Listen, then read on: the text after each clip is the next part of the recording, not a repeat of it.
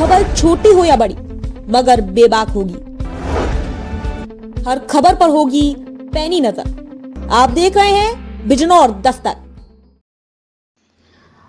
आदाब, नमस्कार। खबर मुरादाबाद से। MH medical institute of electro homeopathy and research centre Agwanpur Moradabad में भव्य दीक्षांत समारोह का आयोजन किया गया।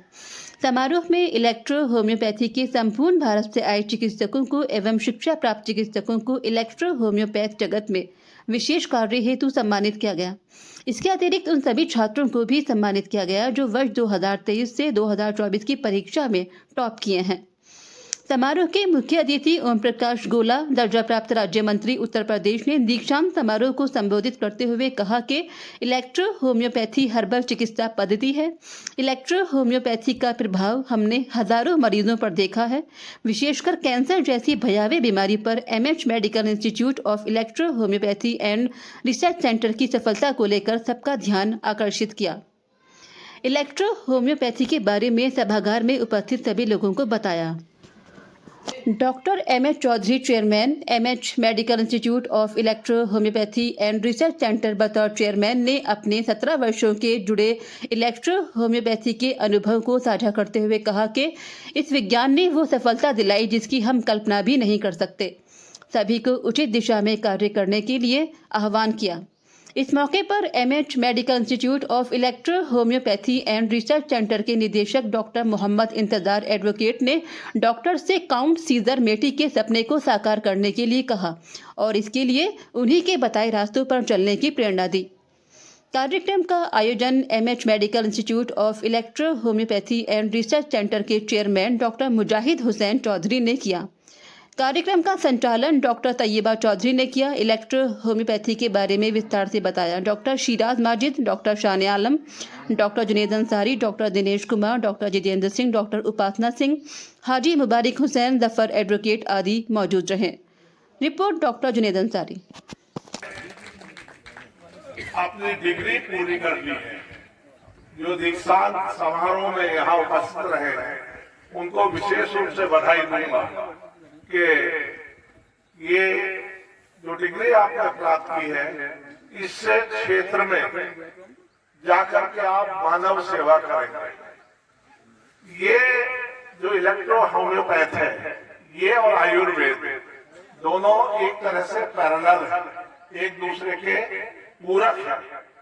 हम देखते हैं कि इलेक्ट्रो होम्योपैथ और आयुर्वेद दोनों में हम समानता पाएंगे। आयुर्वेद की भी स्थिति यही है और इलेक्ट्रो होम्योपैथ में भी। इसका जो वास्तविक शाब्दिक अर्थ है वो मानव जीवन है। हम मानव जीवन को कैसे सुदृढ़ और स्वस्थ बना सकते हैं वही इसकी प्रक्रिया है। आप देखते हैं कि मैं तो ये मानता हूं कि डॉक्टर जो है वो भगवान का दूसरा रूप होता है। देखिए, भगवान अगर नाराज होता है तो वो डॉक्टर के पास भेज देता है। यहाँ हमारे, मैं क्षमा चाहूंगा बीच में मैंने ध्यान नहीं दिया, इंचार्ज साहब हैं यहाँ चौकी के, कहीं स्थान ले अच्छा लगेगा, ऐसे खड़े अच्छा नहीं लगता। तो अगर ईश्वर नाराज होता तो डॉक्टर के पास भी भेज देता आदमी को, लेकिन अगर डॉक्टर नाराज होता तो वो कहाँ भेजता पता है? वो ईश्वर के पास भेजता है। इसलिए डॉक्टरों से घबराना भी बहुत जरूरी है हम लोगों को, और भाई इनको महत्व देना हम लोग की ड्यूटी बन जाती है।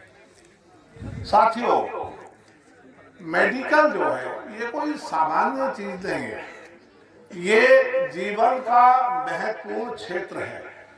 क्योंकि जो भी हम लोग इलाज करते हैं, आप देखते हैं एलोपैथी में तो दवाई भी उसका साइड इफेक्ट होता है, लेकिन जो इलेक्ट्रो होम्यो आता है इसमें कोई साइड इफेक्ट नहीं है।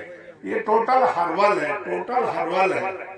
और हम अगर थोड़ा सा इतिहास में जाना चाहेंगे, हम मानते हैं कि जिस समय लक्ष्मण जी को शक्ति लगी थी तो सुसैन वेद के द्वारा